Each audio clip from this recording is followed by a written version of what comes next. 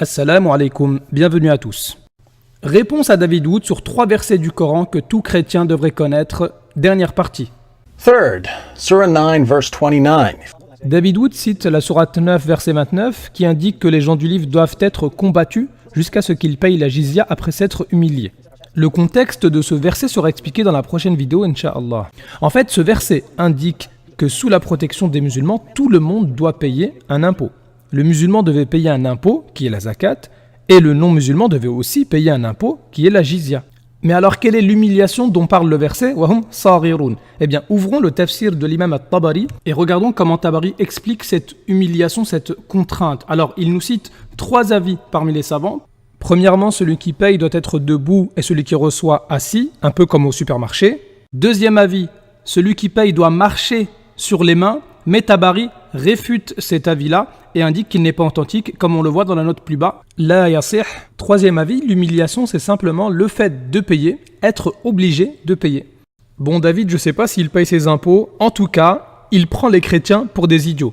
Prenons la Torah, Deutéronome, chapitre 20, versets 10 à 16. Quand tu t'approcheras d'une ville pour l'attaquer, tu lui offriras la paix. Commentaire de Rashi, quand tu t'approcheras d'une ville, le texte parle ici d'une guerre facultative. Ok, donc on n'est pas dans le cas d'une légitime défense. Poursuivons la lecture du Deutéronome. Si elle accepte la paix et t'ouvre ses portes, qu'est-ce qui se passe ? Tout le peuple qui s'y trouvera te sera tributaire et asservi. Regardons d'autres traductions.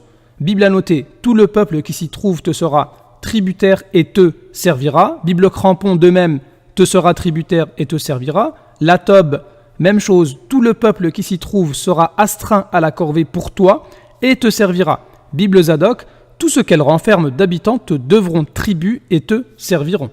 Commentaire de Rashi, à condition qu'ils acceptent tribut et servage. Donc ici, en cas de paix, qu'est-ce qui est proposé aux autres peuples ? Premièrement, payer un impôt. Deuxièmement, devenir des serviteurs. On est loin de celui qui paye la jizya debout. Bon, maintenant, qu'est-ce qui se passe s'il refuse de payer l'impôt et s'il refuse de travailler pour nous ? Eh bien, lisons la suite. Si elle n'accepte pas la paix avec toi et qu'elle veuille te faire la guerre, alors tu l'assiégeras. Commentaire de Rashi, tu l'assiégeras, tu pourras même l'affamer, la faire souffrir de la soif et la faire mourir de maladie.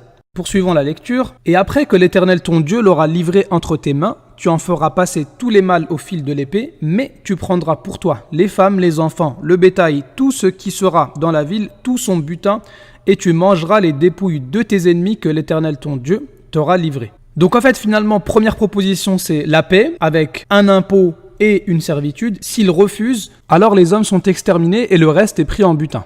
Bien sûr, il s'agit des peuples qui sont éloignés de Jérusalem, comme cela est dit dans le verset d'après, c'est ainsi que tu agiras à l'égard de toutes les villes. Donc là, c'est une guerre qui est facultative, comme l'expliquait Rashi. Par contre, pour les peuples qui sont proches de Jérusalem, on lit à la fin, tu ne laisseras la vie à rien de ce qui respire. Mais pourquoi David ne montre pas aux chrétiens ces versets de la Torah ?